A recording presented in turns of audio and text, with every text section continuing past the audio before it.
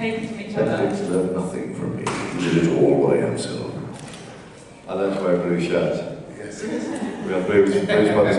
No, in all honesty, I was really gutted because he was on a sabbatical from directing second unit and doing his own work by the time I got down there to do Smaug, and I was fitted in between a lot of people's breaks because of filming Cannes. So I learned from watching him and the finished product. And Peter very cunningly showed me a piece of not quite yet fully completed footage of Bilbo and the riddle scene in the first film, Bill and Schmidt, and it was wonderful because everything that was gone was there, and then suddenly melted away. It was Andy in a suit, and everything after about 3 seconds of watching Andy in a suit was gone. I mean, there's the most extraordinary thing Weta has done is be faithful to his performance.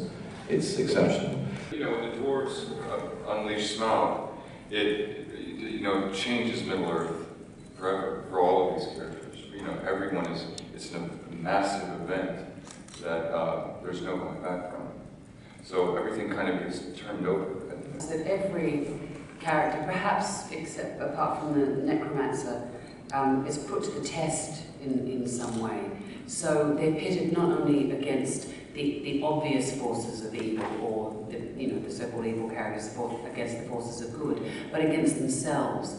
And I think the stakes are so high for all of them, because like all of us as a species, our fates may seem individual, but in fact they're inextricably linked with our fate as a collective organism. And I think that's what the film really brings out, is that one species' downfall will lead to the next species' downfall. And certainly that's something that Galadriel and the White Council can see, absolutely. And I think with this film sitting in reverse order, in the shadow of the Lord of the Rings trilogy, I think you can then go back and see those films again with a depth of understanding of the stakes. One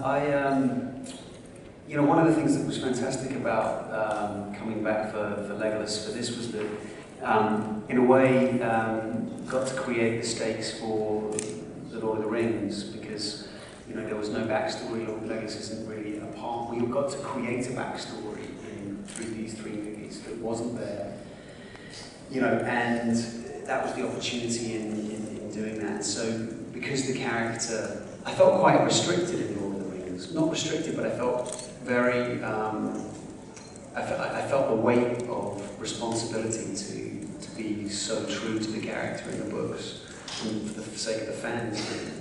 And what was kind of amazing about coming back and doing The Hobbit was that there was no story there, so we got to create that backstory, which was really fun actually.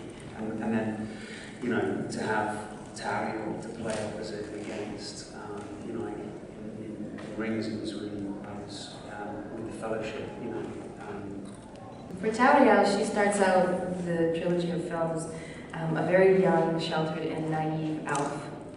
She's never been outside of the walls of her realm, and this adventure, this quest of hers, has brought her into the broader Middle Earth, and now will lead her into an epic battle, of which she's never been a part of anything like it, whereas her king Thranduil has been a part of even more harrowing battles, and he's much more, he's well-worn and he's lived. So she comes out of the third film in the way her story concludes, being forever changed. There is some very conclusive resolution to Tauriel's story, and there is some conclusive and yet still slightly ambiguous conclusion to her romance.